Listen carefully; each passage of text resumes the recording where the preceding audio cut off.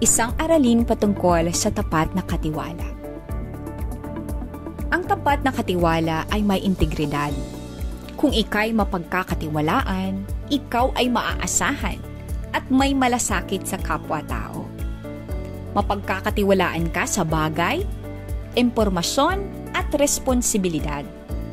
Dahil dito, inaalagaan niya ng buong puso ang tiwala upang hindi ito masira.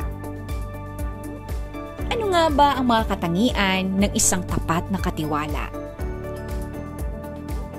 Una, may integridad. Tapat sa salita, gawa at isip.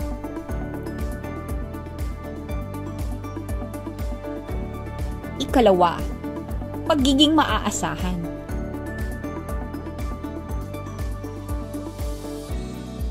Laging present at handang tumulong sa oras ng pangangailangan. Ikatlo, pagiging responsable.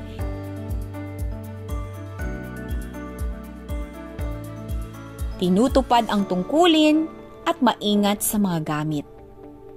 Ikaapat, may pagmamahal sa kapwa, nagmamalasakit at nagbibigay tulong sa iba ng bukal sa puso.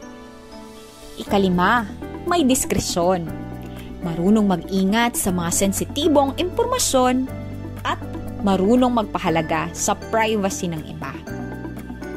Ika-anim, may kakayahang mag-isip ng kritikal.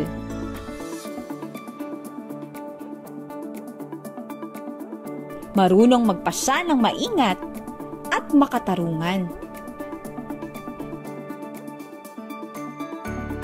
Ano nga ba ang kahalagahan ng tapat na katiwala?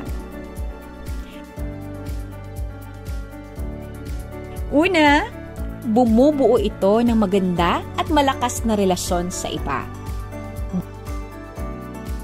Dahil dito, nagkakaroon ng tiwala at pagkakaisa. Ikalawa, nagpapatibay ng pagtitiwala ng iba. Pinagkakatiwalaan ka sa anumang tungkulin na ibigay sa iyo. Ikatlo, nagdudulot ng kaayusan at kapayapaan. Nagiging maayos, tahimik at ligtas ang iyong paligid.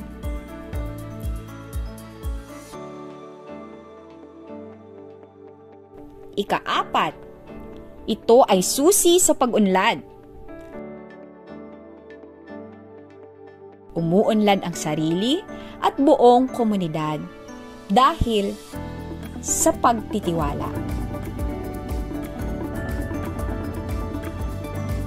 Paano magiging halimbawa ng isang tapat na katiwala?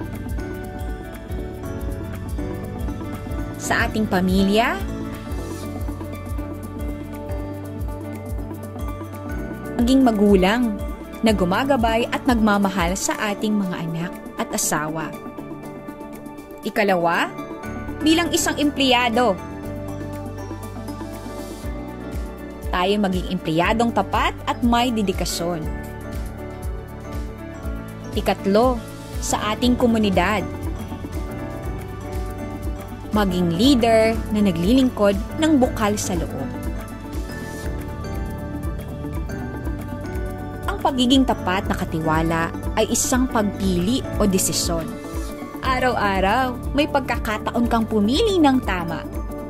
Sa maliit na gawain, na ipapakita natin ang ating katapatan. At sa bawat tapat na hakbang, may nababago. Ikaw? Oo, ikaw ay may kapangyarihang mag-impluwensya.